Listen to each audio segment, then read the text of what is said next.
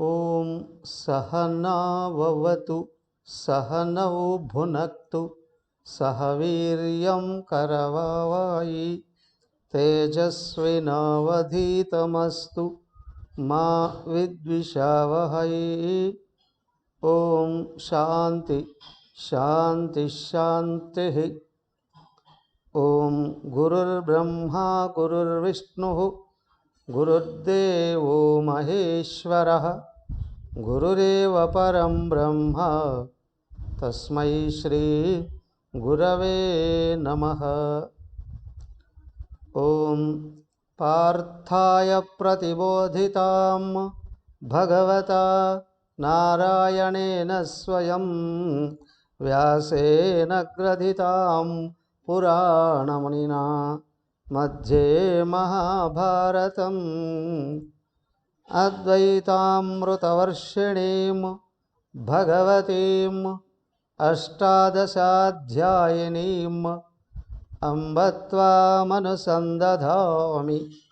భగవద్గీతే భవద్వేషిణీం. హరి ఓం.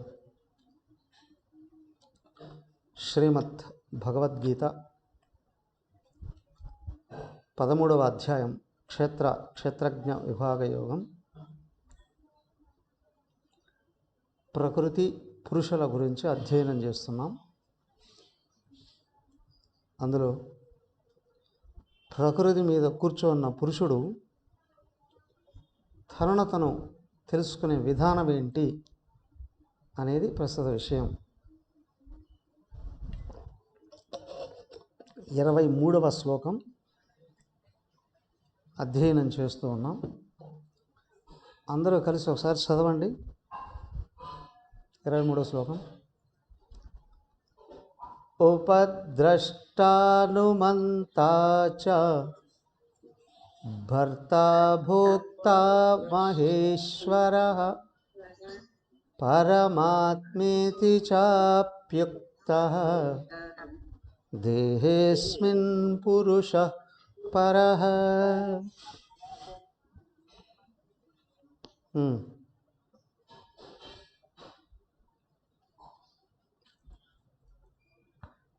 అస్మిన్ దేహే పరః పురుషః. ఎదుగో ఈ దేహంలో పరమపురుషుడు ఉన్నాడే. ఉన్నాడా లేడా దేహంలో పరమపురుషుడు?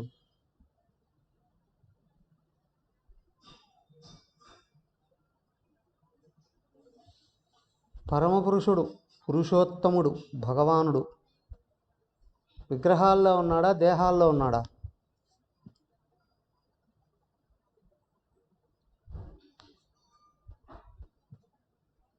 విగ్రహాల్లో కంటే దేహంలో ఎక్కువగా ఉన్నాడు. అనంతంగా వ్యక్తం కావడానికి కూడా అవకాశం ఉంది. పరిపూర్ణత్వాన్ని అందుకునే అవకాశం ఉంది. ఎలా ఉన్నాడని అందరిలో ఉన్నాడు, చెప్పుకుంటూ వచ్చాం. పరమ దుర్మార్గుడిలో కూడా ఉన్నాడు, సాక్షిగా ఉంటాడు. ఉపద్రష్ట. ఎందుకంటే వాడికి తమో గుణం బలంగా ఉంది.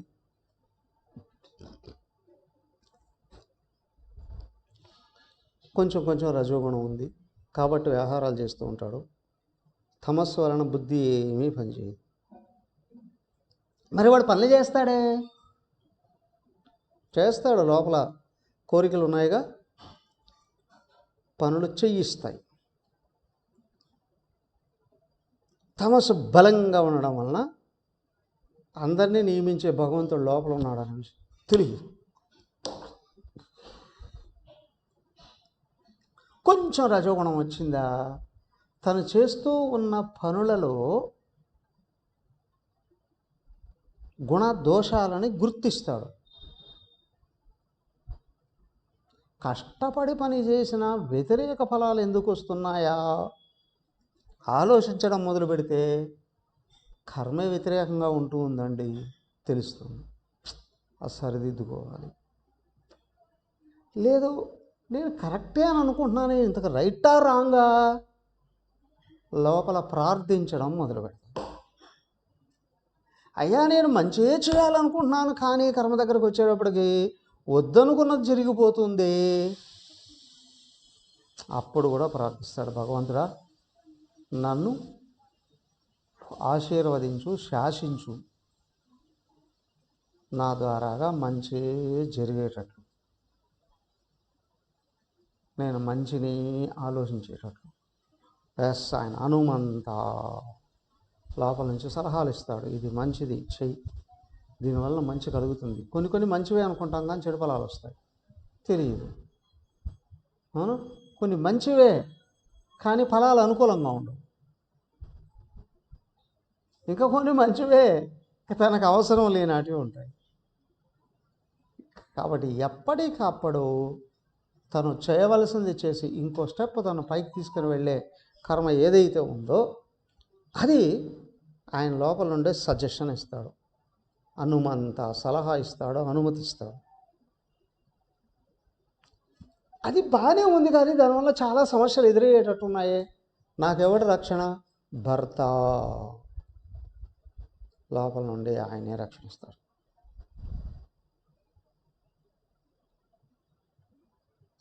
రాజసూయ యాగం అయిపోయింది, రక్తపాతం జరిగింది, ఆ శిశుపాలుడు చచ్చాడు. వ్యాసుల వారు వచ్చారు, అంతకుముందే నారదుల వారు వచ్చారు. అన్నీ చెబుతూ ఏదో ఉత్పాతాలు జరిగేటట్టున్నాయి. యుధిష్ఠిర పరిపూర్ణంగా శరణాగత భావంతోనే జీవించు, ఆయన్ని వేడుకుంటూ జీవించు అని చెప్పేశాడు. వెళ్ళిపోయాడు, మాయమైపోయాడు నారదుడు. తర్వాత వ్యాసుల వారు వచ్చారు. అయ్యా, ఆయన అంతా చెప్పిన తర్వాత వెళ్ళిపోతున్నాను అని అంటే ఒక సందేహం అని. నారదుల వారు వచ్చి ఇలాగా అని అన్నాడే, అవును జరిగింది శుభకార్యమే కానీ అయ్యా అందరి దృష్టి దీని మీద పడింది, నీకు ఇంకొక 13 ఏళ్ళు కష్టాలే ఉన్నాయి అని అన్నా. అయ్యింది. తర్వాత కృష్ణుడు వెళుతూ ఉన్నాడు, వెళ్ళబోతూ ఉంటే అడిగాడు, కృష్ణ ఏం చేయమంటారు? వాళ్ళందరూ ఇలా అంటున్నారు, జరిగేది జరుగుతుంది, నువ్వు పెద్దల మాట కాదనకు అనేసి.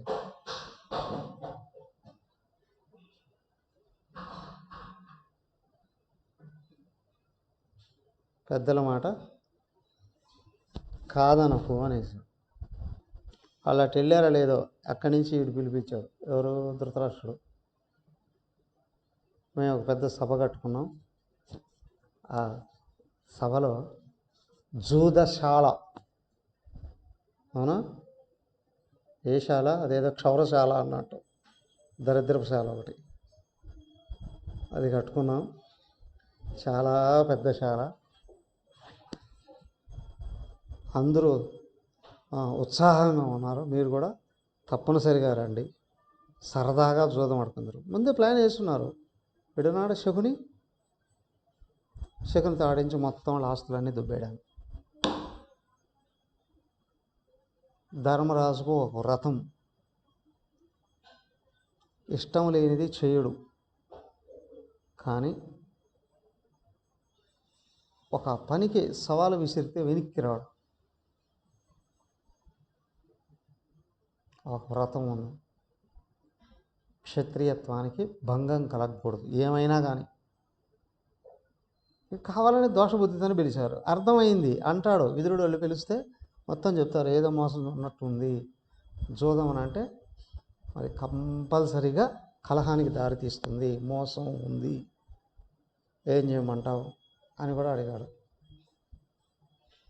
అంతా ఏంది, అన్నిటికీ నారాయణుడు ఉన్నాడు, శ్రీకృష్ణుడు ఉన్నాడు, ఏం జరిగితే అది జరుగుతుంది, కానీ జాగ్రత్త. విదురుడు సంపూర్ణంగా వీళ్ళకి మంచి చేసేవాడు. ఎందుకు? వాస్తవానికి విదురుడు ధర్మరాజు ఇద్దరు యమధర్మరాజులే. విదురుడు అంశ అయితే ధర్మరాజు సాక్షాత్ యమధర్మరాజు, తెలియంది ఏం ఉండదు కదా. కాబట్టి ఇక్కడ ఏంటంటే ఏదో జరగబోయేటట్టుంది. ఎందుకు? ధృతరాష్ట్రుడు కావాలని పిలిచాడు, ఎందుకు వాళ్ళంతా ప్లాన్ చేస్తారు. అవునా, అక్కడ అన్నారు, కృష్ణుడు చెప్పాడుగా జరగాల్సింది జరుగుతుంది, కానీ జాగ్రత్త. పెద్దల మాట కాదనుకున్నాడు. ధృతరాష్ట్రుడు పిలిచాడు. ధృతరాష్ట్రుడు పెదనాన్న, మరి కాదని ఎలా అంటారు? చూడండి, వీళ్ళు ఏం చేశారు? కృష్ణ నువ్వే అనుకున్నాను. అక్కడికి వెళ్ళారు, మహాపరాభవం జరిగింది. ఆ ద్రౌపదికి వస్త్రాభరణ ఎంత భయంకరమైన అవమానపరుస్తారు తెలుసా? అబ్బా, ఆ దృశ్యాలని చదువుతూ ఉంటేనే ఒళ్ళు గగురు పొడుస్తుంది. దుర్యోధనుడిని, దుశ్శాసనుడిని, కర్ణుడిని, ముగ్గురిని అక్కడే ఆ సభలోని ఎందుకు చంపేయలేదా అని అనిపిస్తుంది. అంత నీచంగా వ్యవహరిస్తారు ముగ్గురు కూడా. ముగ్గురి మీద శపథం చేస్తాడు భీముడు.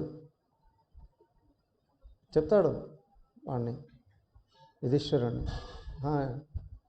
సారీ దుశ్శాసనుడిని, నీ గుండెలు పగలగొట్టి రక్తం తాగుతాను అని అంటాడు. ద్రౌపదికి జరిగిన అవమానాన్ని చూసి మళ్ళీ వెళుతూ మళ్ళీ అంటాడు, నీ రక్తంతో ద్రౌపది తల తడిపితేనే అప్పుడే తలముడేస్తుంది. దుర్యోధనుడిని అంటాడు, నీ తడలు విరగ్గొట్టి చంపేస్తాను నిన్ను అని చెప్తాడు. అక్కడ దుర్యోధనాదులను అందరినీ చంపేస్తాను, 100 మందిని చంపేది భీముడే. పై కర్ణుడిని అంటాడు, కర్ణ అర్జునుడే నిన్ను చంపుతాడు అంటాడు. అర్జునుడు చెప్తాడు, మళ్ళీ నిన్ను బ్రతకనేమో 14 ఏళ్ల తర్వాత రోజులు లెక్క పెట్టుకోసి వస్తావు నా చేతిలో నువ్వు.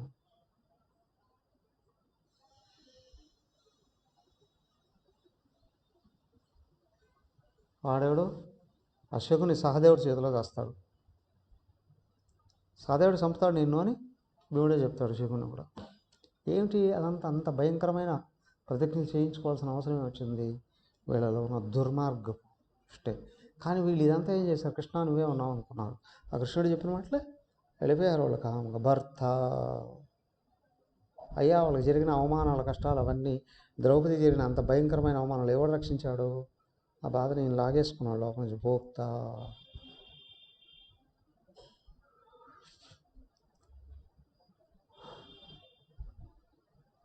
కొద్దిపాటి సత్వగుణమైనా కదిలిందా రజోగుణంతో, తమోగుణం కొంచెం తగ్గుతుంది. అప్పుడు ప్రార్థించడం మొదలు పెడతాడు. రజస్సు ఇంకొంచెం పెరిగింది, సత్వం కూడా పెరుగుతుంది. కొంచెం భగవంతుడిని ఆశ్రయించడం జరుగుతుంది. సత్వగుణం బాగా పెరుగుతుంది అంటే లోపల నుండి భగవంతుడికి సమర్పణ చేయడం జరుగుతుంది. భగవంతుడికి సమర్పణ అనేటువంటిది జరుగుతుంది. అందుకే భోక్త ఆయనే స్వీకరి. సత్వగుణం పెరుగుతూ ఉంది అని అంటే తెలియకుండానే ఇక్కడ లోపల ఏమవుతుందంటే నేను ఆత్మనైన భావం వచ్చేస్తుంది సాత్వికతలో. సో కర్మఫలాలు లోపల అంటుకోవప్పుడు స్థూలంగా కూడా మనకు కనిపిస్తుంది.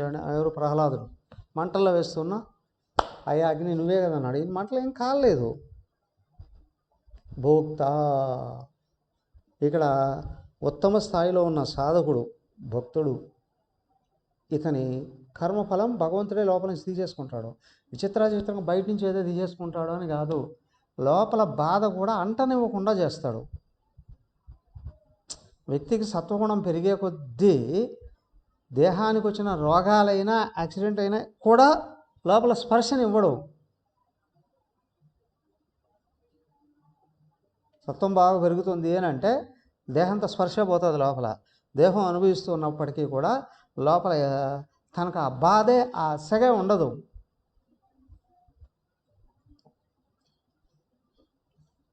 భోక్త ఆయనే రిసీవ్ చేసేసుకుంటాడు.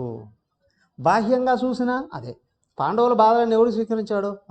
ఎప్పుడు ఎక్కడ ఏ కష్టం వచ్చినా కృష్ణ, ఎవరో ఆ దుర్వాసుడు వచ్చినప్పుడు అలాగే దుర్యోధనుడే పంపిస్తాడు. ఎక్కడ ఎప్పుడు ఏం వచ్చినా వీళ్ళు కృష్ణాన్ని తలుసుకుంటూనే బాధలు ఆయనే స్వీకరించేస్తాడు. అంటే బాహ్యంగా సమస్యలుగా కనిపించే వాటిని తొలగించేస్తాడు. లోపల వేదన కల్పించేటువంటి వాటినన్నిటినీ కూడా ఆయనే రిసీవ్ చేసేసుకుంటాడు. ఇక్కడ ఈ వ్యక్తికి దేహానికి కూడా అంటనివ్వడు. భోక్త సత్వగుణం బాగా పెరుగుతుంది. పరిపూర్ణంగా సత్వంలో గడిపాడు. పూర్తి సత్వగుణం. సమస్య లేదప్ప. సమస్య ఏదైనా ఉందంటే నిద్ర కొరకు మాత్రమే మనకొస్తుంది. సమస్య లేదు. ఇప్పుడు దృష్టి సంపూర్ణంగా సమష్టి దృష్టి వచ్చేస్తుంది. సత్వం పెరిగే కొద్దీ సత్కర్మ వస్తుంది, దాని స్థాయిలో తమస్సు పడిపోతూ వస్తుంది. రజోగుణం ఉన్న తమస్సు, సత్వం బాగా పెరిగింది తమస్సు పడిపోయింది అంటే రజోగుణం కూడా సత్వగుణానికి సహకరిస్తుంది.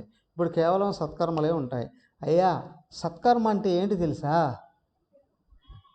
పరోపకారం, పుణ్యకర్మేగా. సత్కర్మ అంటే పుణ్యకర్మేగా. పర ఉపకారాయ పుణ్యం, పరస్య పీడనం పాపం. తామసిక కర్మ ఇతరులని పీడించడం, సాత్విక కర్మ ఇతరులని సేవించడం కావచ్చు, సహకరించడం కావచ్చు. సో పూర్తిగా సత్వగుణంలోకి వచ్చాడు. ఈశ్వరత్వం అండి, మహేశ్వర. భగవంతుడు అతనిలో నుండి అన్ని పనులు చేయిస్తూ ఉంటాడు. మహేశ్వర. ఈ నోట్లోంచి ఈయన మనసులో ఏ సంకల్పం వచ్చినా నెరవేరిపోతుంది. ఏది జరిగినా సమష్టి కొరకే అంటారు.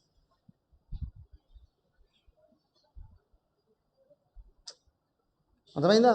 పూర్తిగా సత్వగుణం ఉంది అంటే ప్రతిదీ సమష్టికే పనికొస్తుంది, సమష్టికి అంతటికీ పనికొస్తుంది. అసలు దోషం అనేది తగిలే అవకాశమే లేదు. అవును అయ్యా, ముందే ఇది సాత్విక కర్మ సమష్టి కొరకు చేస్తున్నాడు అంటే ఒకవేళ దోషం ఉన్నా, ఫర్ ఎగ్జాంపుల్ పొటాషియం సైనేట్ అండి, ఒక్క డ్రాప్ కాదు కదా, ఒక వాసన చూసినా చచ్చిపోతాడు మనిషి. ఒక గ్లాసులో డ్రాప్ వేసుకొని తాగితే మళ్ళీ కూడా మాడిపోతాడు. అదే డ్రాప్ చెరువులో వేస్తే దోషం లేదు, చెరువులు అన్ని నీళ్ళలో కదా. అలాగే వ్యక్తి చేస్తున్నటువంటి కర్మలు సమష్టి కోసం చేస్తున్నప్పుడు ఒకవేళ దోషం ఏదైనా జరిగినా కూడా సమష్టిలో ఎగిరిపోతుంది. అది వ్యక్తికి తగులుకోదు, వ్యక్తికి అంటుకోదు. అవునా? బాధలకు అవకాశం లేదు. కానీ ఇక్కడ విచిత్రం ఏంటి అంటే మహేశ్వర స్థితి వచ్చింది అంటే అన్నీ తెలుస్తూ ఉంటాయి. భగవంతుడు తన శక్తులన్నిటినీ వ్యక్తి ద్వారాగా ప్రపంచానికి అది కారణ జన్ముడు అండి అంటారు గురుదేవుడు వివేకానంద. మనం వాళ్ళు చేసిన కర్మలన్నీ సమష్టి ప్రారంధం పిలుస్తూ ఉందండి. తపోవన్ మహారాజు వద్దో ఉపన్యాసాలు అంటాడు, కానీ గురుదేవులు వెళ్తాను అంటాడు. ఆయనకు తెలుస్తుంది సమష్టి ప్రారంధం పిలుస్తూ ఉన్నట్టుంది కదా, లాగేసుకొని వెళ్ళిపోతుంది ప్రపంచంలో. మనం చేయాల్సింది ఏంటి అంటే అందరిలో ఉన్న ఆయన్ని చూసి వీలైనంత ఎక్కువగా ఆయన్ని సేవించుకుందామనే భావన ఎక్కడైతే వచ్చిందో ఇప్పుడు ఆయన ఉపయోగించుకుంటాడు. నీ బుద్ధి ఎంత సంకుచితం అవుతూ ఉందో నీ కర్మలకి నిన్ను వదిలేస్తాడు. నీ బుద్ధి ఎంత విశాలం అవుతూ ఉందో ఆయన పట్టుకొని చేయిస్తాడు. గుర్తుంచుకోవాలి ఎప్పుడైనా సరే. అవునా? సమష్టి కొరకు చేస్తున్నాము, సమష్టి సుఖం కొరకు చేస్తున్నాము అని అంటే లోపల గుణం సత్వగుణం నిలబడుతుంది. అవునా? బాధల సమయంలో అసలు అంటుకోవు, ప్రారంధాలు కరిగిపోతాయి. పైగా సమాజంలో మంచి పేరు వస్తుంది. అన్నిటికంటే ముందు భగవంతుడికి దగ్గర అవుతాడు. లోపల కారణ శరీరం కరిగిపోతాయి. కానీ ఎవడు బుద్ధి సంకుచితంగా ఉందో సమష్టి కొరకు ఎందుకు చేయాలి అని అంటారు. సమష్టి కొరకు చేయడం వల్ల బాధలు వస్తున్నాయి అని అంటారు. ఉన్నదంతా వెళ్ళిపోతుంది అని అంటారు. మేము ఎందుకు చేయాలి, వాళ్ళందరి కోసం ఎందుకు చేయాలి? కారణం సంకుచితత్వమే.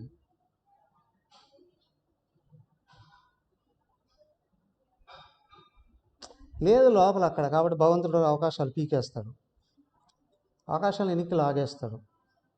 ఒకటి బయట అవకాశాలు లాగేస్తాడు, రెండు లోపల జ్ఞానం కూడా మరుగుపడిపోతుంది. ఈ రెండు పోయాయి అంటే ఇప్పుడు వీడి కర్మ వీడే అనుభవించడం మొదలు, అంతవరకు తెలియదు. సో అందరి యందు ప్రేమతో సమష్ట కర్మలు చేసేటప్పుడు లోపల ఎన్నున్నా అస్సలు తెలియనివ్వడు. అదే చెప్పింది ఇక్కడ మహేశ్వర. బాధలే తెలియనివ్వకుండా చేసేస్తాడు.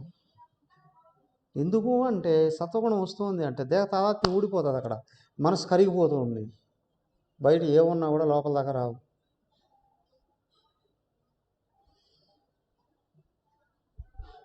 ఇప్పుడు జనరల్గా పెద్ద హోటల్స్లో కావచ్చు, ఇళ్లలో కూడా పెద్ద కిచెన్స్ ఏదైనా ఉన్నాయి, ఎక్కువ మంది ఉన్నారు అనుకోండి, వంట చేసేటప్పుడు ఇంట్లో వంట మనిషే కాదు గృహిణి కూడా ఒకసారి ఏం చేస్తామండి, ఆ పొయ్యి దగ్గరికి వెళ్ళేటప్పుడు ఒకటే ఒక క్లాత్, అవునా, ఏమంటారు దాన్ని,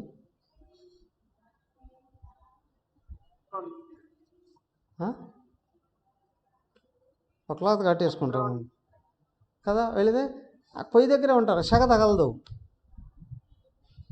అవునా, అక్కడ మసి గిసి ఏమన్నా మన బట్టల మీద పడదు, అది ఉంటే తీసి ఉతికేసాడు పారాయించలేండి మళ్ళీ అని కదా. వేడి దగ్గరే ఉన్న వేడి తగలదు,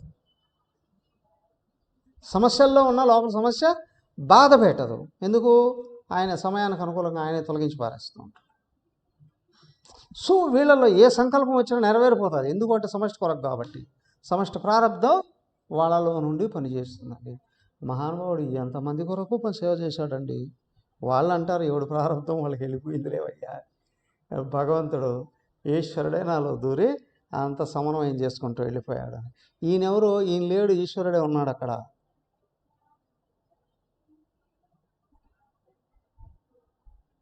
అర్థమైందా? సూక్ష్మం ఎక్కడంటే స్వార్థం బయటకు వచ్చిందో రజోగుణంలో నుండి, తమోగుణంలో నుంచి వచ్చే దుష్టకర్మ జరుగుతుంది, కానీ రజోగుణం పైకి వచ్చే స్వార్థం పైకి వస్తుంది. వీడేం చేస్తే వాడికి అది వస్తుంది పైన లోపల కూడా. కానీ సత్వగుణం ఎప్పుడైతే వచ్చిందో నిస్వార్థ కర్మ, మనసు వితడరైపోతుంది.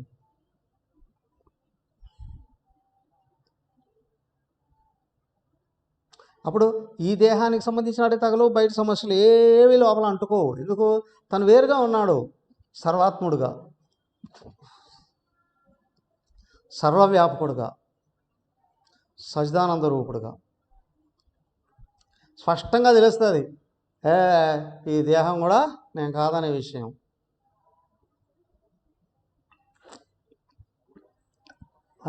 ఇక గాల్లో తేలిపోతున్నట్టు అనిపిస్తుంది జీవితం కూడా. నల్లేరు మీద ఇది బండి నడిచినట్లుందండి, హాయిగా సునాయాసంగా వెళ్ళిపోతుంటాయి,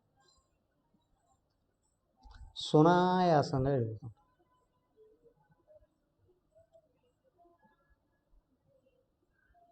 అన్ని సమష్టి సమష్టి సమష్టి సమష్టి జాగ్రత్త పడితే అక్కడ. సో ఆ దృష్టిలో ఎవడైతే ఉన్నాడా భగవంతుడే తను ఆవిష్కరించుకుంటూ వస్తాడు కదా. అలాగా జరిగిన రోజులు జరిగింది అని అనుకోండి, ఎన్ని రోజులండి వాళ్ళకి తెలుసు. శంకర భగవత్పాదుల వారు 32 ఏళ్ళ వరకు ఉన్నారు, అది ఎక్స్టెండ్ చేయబడు. 8 ఏళ్ళ ఆయుష్తో వచ్చాడండి, తర్వాత 8 ఏళ్ళు వచ్చాయి, 16 ఏళ్ళు, తర్వాత మళ్ళీ 16 ఏళ్ళు వచ్చాయండి, అయిపోయింది. అప్పటికే చేయాల్సినంత చేశారు. వివేకానంద స్వామి 38 ఏళ్ళు బతికారండి. స్వామి రామతీర్థ 42 ఏళ్ళే జీవించారు. స్వామి చిన్మయానంద మహారాజ్ 75 ఏళ్ళు ఉన్నారండి.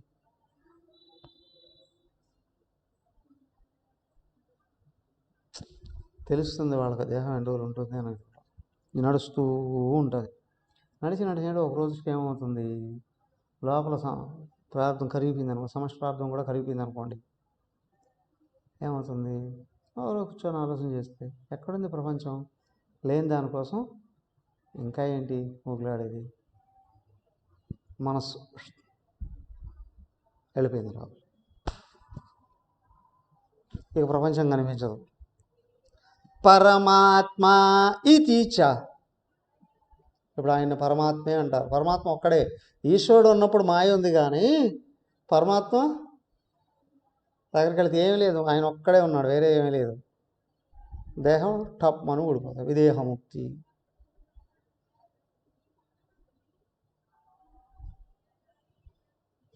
జీవన్ముక్తుడు, విదేహముక్తుడు.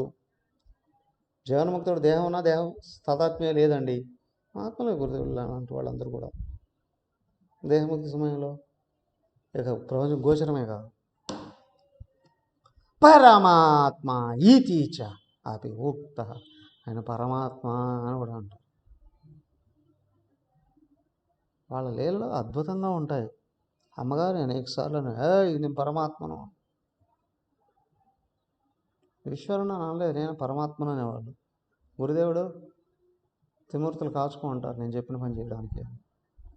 పరమాత్మా అపిచ ఇతి ఉక్త. ఎవరు చెప్తున్నారు? కృష్ణుడేగా చెప్తున్నది, కృష్ణుడే. అప్పుడు ఆయన పరమాత్మ అని కూడా అంటారండి. ఎక్కడున్నాడు ఇంతకైనా? అస్మిన్ దేహే పరపురుష, ఈ దేహంలో పరమ పురుషుడు.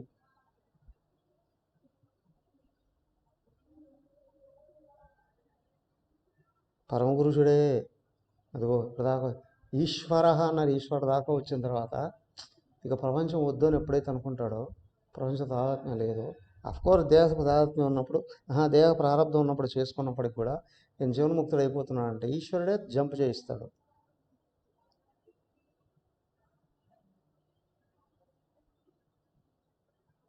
ఆ స్థితికి వచ్చినప్పుడు గురువే చెప్తాడు, నువ్వు అదే బా అని, వెళ్ళిపోయాడు, దాటేశాడు అని. ఆయనే ఈశ్వరుడు.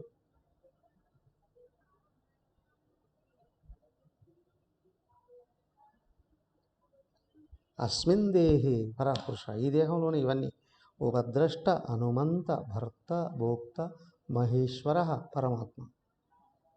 6 స్థాయిలు. చివరి స్థాయిలోకి వెళ్ళేటప్పటికి ప్రపంచంతో ఏ సంబంధం లేదు.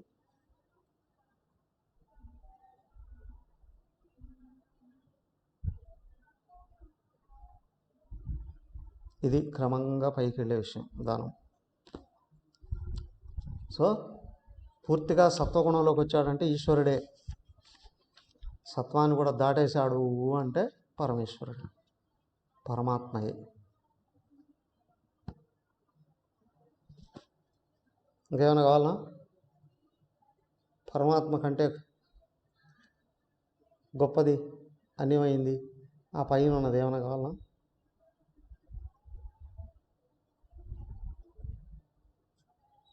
ఏమైనా కావాలంటే అడగండి.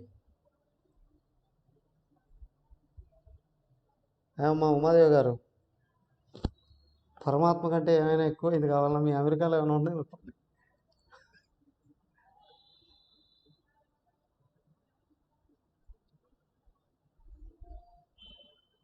వింటున్నారా?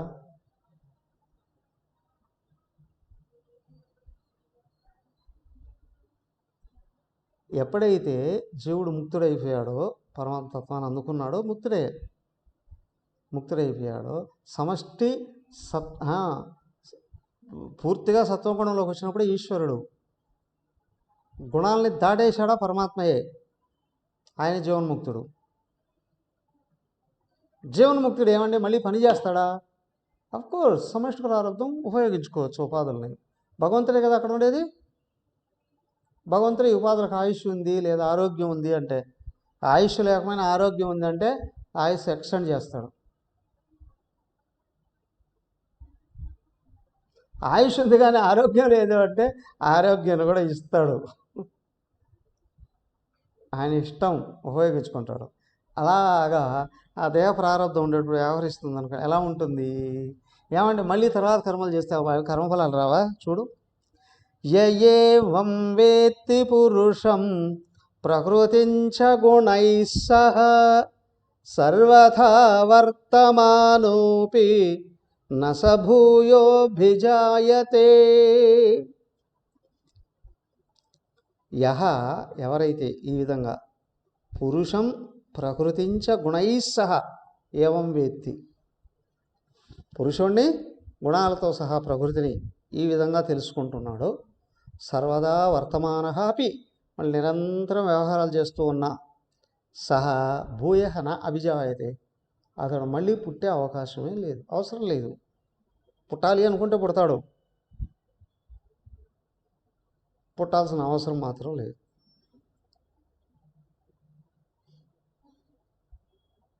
ఏమంటే మనమండి, మన కర్మలు ఉన్నాయి, లాక్కొని వస్తాయి మళ్ళీ. నా కర్మండి, నా కర్మండి, నా కర్మండి.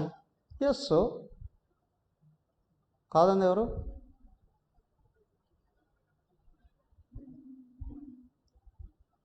ఉంది కాబట్టి. మరి ఆయనకు అది ఎప్పుడో కరిగిపోయింది. జీవన్ముక్తుడైపోయాడు అంటే కారణ శరీరం కరిగిపోయింది. ఎవరు ఈ విధంగా ప్రకృతిని గుణాలతో సహా మరియు పురుషుడిని కూడా తెలుసుకుంటున్నారో మళ్ళీ పుట్టాల్సిన అవసరం లేదు ఏ పనులు చేస్తూ ఉన్నప్పటికీ కూడా. ప్రపంచంతో సహా శరీర మనోబుద్ధులు కారణ శరీరం వరకు ఇదంతా ప్రకృతి. మరి జీవుడు ఎవరు? తెలుసండి మాకు అన్యంగా ఉన్నాడని అనుభవం ఉందా? అర్థమైందా? సర్వదా వర్తమాన అపి భూయన అభిజాయతే. జీవన్ముక్తుడు పనులు చేస్తూ ఉన్నప్పుడు కూడా ఏ కర్మలు రావు ఆయనకి.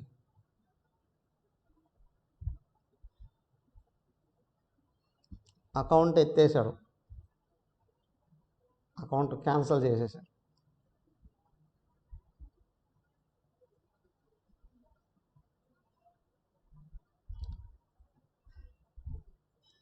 కాబట్టి మళ్ళీ ఇక్కడ జీవ భావం లేదు కాబట్టి పుట్టే అవసరం లేదు. అయిపోయిందండి. జీవుడు ముక్తుడైపోయాడు. ఇంకేముంది? కథ కంచికి మనం మళ్ళీ క్లాస్గా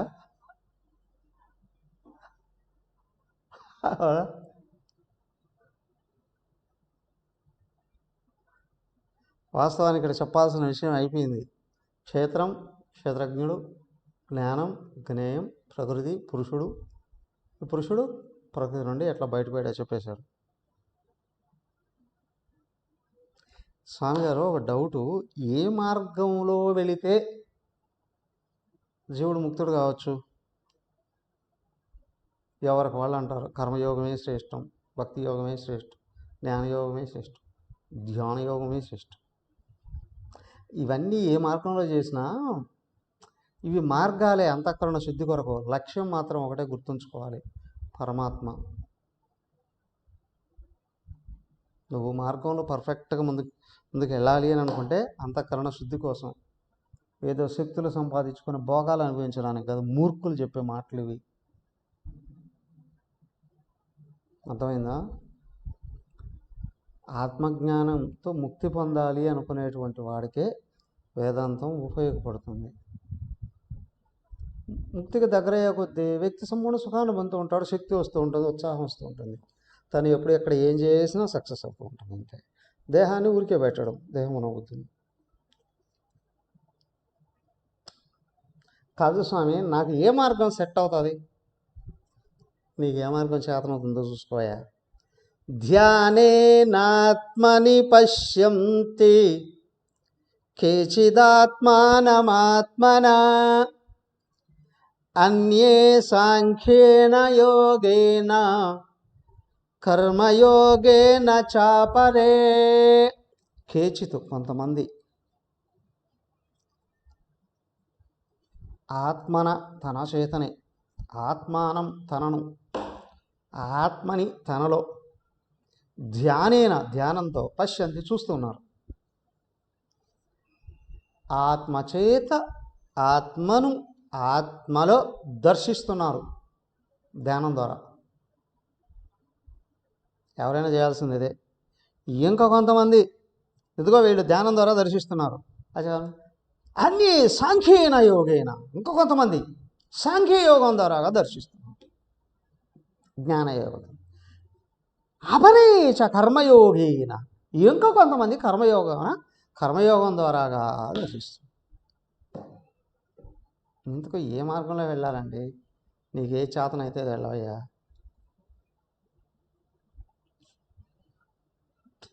కొంతమంది ధ్యానం ద్వారాగా, కర్మభక్తి జ్ఞానాలు అయిపోయాయా, ఇంకా ప్రపంచం మీద ఏ కోరిక లేదనుకుంటే నువ్వు కూర్చో ధ్యానంలో.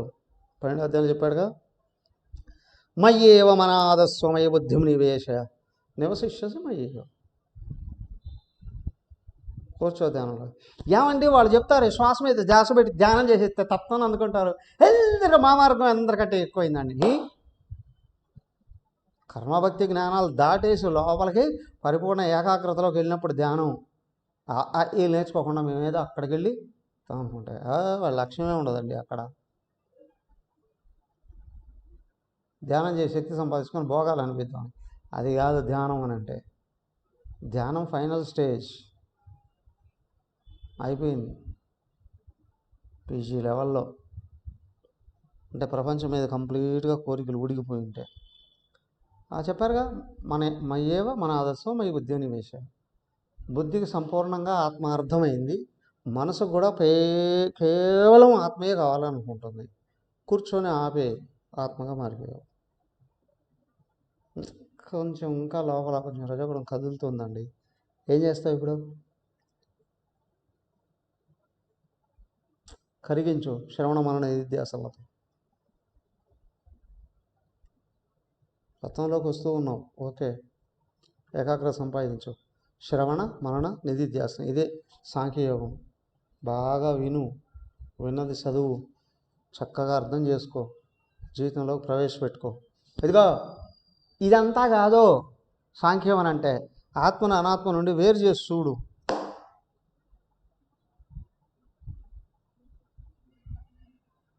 సాంఖ్యంలో ముఖ్యంగా ఆత్మ అనాత్మ వివేచన. ఆత్మను అనాత్మ నుండి వేరు చేయి. నేను వేరు, నాదే అనబడేది వేరు. నా శరీరం, నా ప్రాణం, నా ఇంద్రియాల్లో, నా మనసు, నా బుద్ధి నీవే. అఫ్కోర్స్ నీవు వేరుగా ఉన్నావు వాటికంటే. నీవి అయితే కావచ్చు అవి, కానీ నువ్వు కాదు. సాంఖ్యయోగంలో ఆత్మను అనాత్మ నుండి వేరు చేసుకోవాలి. తర్వాత ధ్యానంలో తనలో తను కూర్చుంటే తత్వాన్ని కాదు. ఇంకా కొంచెం రజస్సు బాగా ఉంది, కొంచెం తమస్సు కూడా ఏదో కొంచెం లైట్ తమస్సు కూడా ఉంది. అన్నట్టు స్వామి, పాఠం వినడం కష్టం స్వామి. ఏదైనా పని చెప్పండి. నిరంతరం విని చదవమంటే మా వల్ల కాదు. కానీ కొంతమంది వింటూ ఉంటారు, చచ్చిన పుస్తకం పట్టుకోరు. నాకు తెలుసు ఎవరెవరు అసలు పుస్తకం పట్టుకొని ఎవరు చదవరో కూడా నాకు తెలుసు.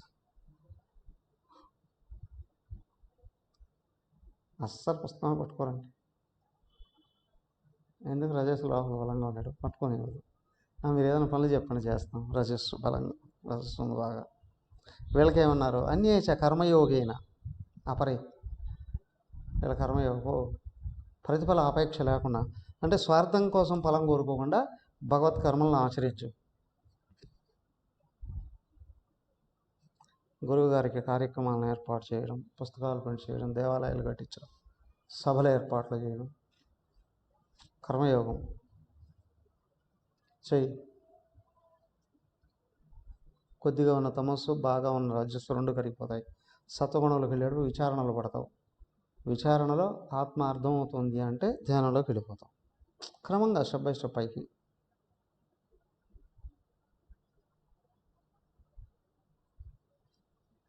ఏమండి, మీరు అన్నట్టు కర్మయోగం చేయడానికి కూడా మాకు శక్తి లేదు. ఎందుకంటే నాకేం తెలియదండి. కర్మయోగం చేయాలన్నా ఏదో ఒక టాలెంట్ ఉండాలిగా. కదా, ఏదో ఒక కళ ఉండాలి. పని చేయాలంటే ఆ పని గురించి తెలియాలి కదా. ఏదో ఒక టాలెంట్ ఉండాలి కర్మయోగం చేయాలి అని అంటే. సమాజంలో కూడా ఒక పని నేర్చుకోవాలంటే ఆ మనుషులతో మాట్లాడి మోటివేట్ చేసే శక్తి అయినా ఉండాలి. దేవాలయం గడిచే ఫండ్స్ వసూలు చేసే శక్తి ఉంది. సభలు ఏర్పాటు చేయాలి, సభ యొక్క ప్రాధాన్యత గురించి చెప్పే నేర్పు ఉండాలి. సో టాలెంట్ అది లేదండి. అప్పుడు అన్యే త్వేవమజానంతః శ్రుత్వాన్యేభ్య ఉపాసతే తేపి చాతితరం తీవ మృత్యుం శృతి పరాయణాః. చదువు సంధ్యలు రాదు, బాగా బాధ్యతలో ఇరుక్కుపోయి ఉన్నారు. నిష్కామకర్మ చేయడానికి కూడా శాత కాదో, అవకాశం లేదో, అప్పుడేం చేయాలి? ఏవం అజానంతః, ఇదిగో ఈ విధంగా చేయడానికి శాత కానప్పుడు అన్యేభ్య శ్రుత్వ, ఇంకొందరు అన్యేతు ఇతరులు ఉన్నారే, ఈ మూడు శాతకాని వాళ్ళు అన్యేభ్య శ్రుత్వ, ఇతరుల ద్వారా విని అయినా సరే ఉపాసన దృష్టి పెట్టుకున్నారు అనుకోండి, భగవంతుడి మీద దృష్టి పెట్టాడు. తేపి చాతితరం తీవ, వాళ్ళు కూడా తరించిపోతారు. శృతిపరాయణా, అయితే ఇదిగో ఈ వేదాంతాన్ని వినడంలో చెవి కోసుకునే అంత ఇష్టం ఉండాలి. ఎక్కడైనా ఉపన్యాసాలు జరుగుతున్నా, సత్సంగాలు జరుగుతున్నా ఆయన చెవి కోసుకుంటాడండి అంటే పోకుండా ఉంటాడని కాదు, అంత ఇష్టం అండి. సత్సంగాల యందు, సభల యందు, గురువుల యందు అంత ఇష్టం ఎవరికైతే ఉందో తే అపి మృత్యుం అతితరం తీవ, తే శృతిపరాయణ, వినడంలో అత్యంత ఆసక్తులైనటువంటి వాళ్ళు ఉన్నారే, వాళ్ళు కూడా మృత్యుం అతితరం తే, మృత్యుం దాటిపోతారండి. ఏమైంది, చనిపోయాడు కూడా ఆయన గుర్తుంచుకోండి చాలు, అంతేగా. నీ ఇష్టదేవాన్ని గుర్తుంచుకోవా, లాగేస్తావు. తత్వాన్ని గుర్తించుకో, ఒక్కడే ఉన్నాడు అనుకో, నీ గురువు గారిని గుర్తించుకోవా చాలు.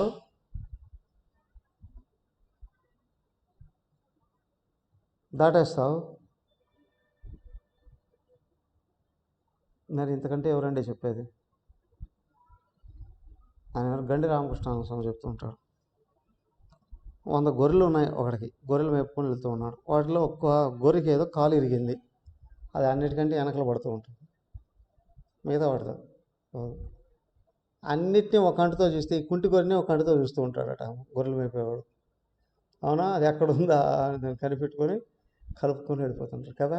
అలాగే నాకేం చేత కాదండి అని అనుకునే వాళ్ళు ఎవరైనా ఉన్నా, నిజంగా ఈ శ్రవణ యందు అత్యంత ఆసక్తి, భగవంతుడి యందు, భగవంతుని గురించి వినడంలో అత్యంత ఆసక్తి కలిగినటువంటి వాళ్ళు ఉన్నారే, ప్రత్యేకంగా దృష్టి భగవంతుడు వాళ్ళ మీద పెడతాడు,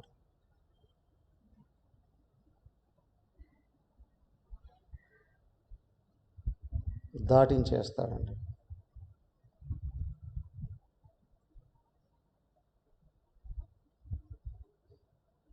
ఏం కావాలి?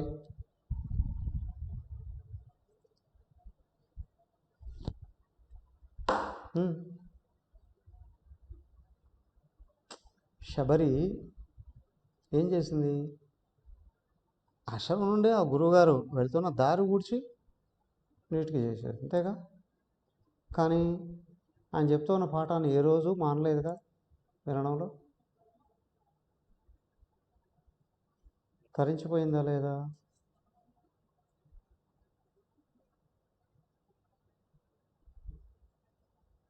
అతితరం దేవ మృత్యుం శృతిపరాయణ.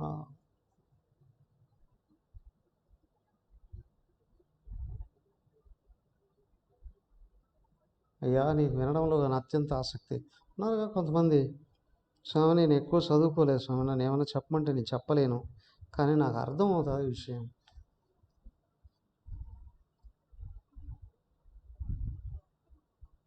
అదే కదా కావాల్సింది.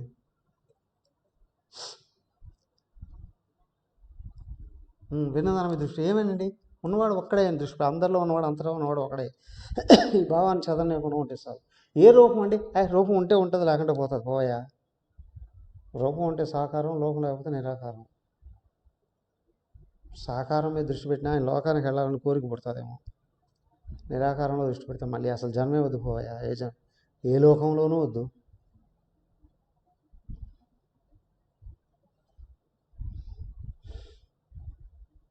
అయిపోయింది, ఇంకేముంది, ముగిస్తున్నాడు ఈయన ఇక్కడ.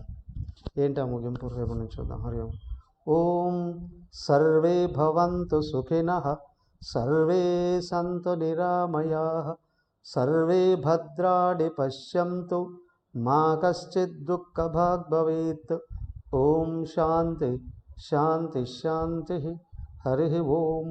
శ్రీ గురుభ్యో నమః. హరి ఓం.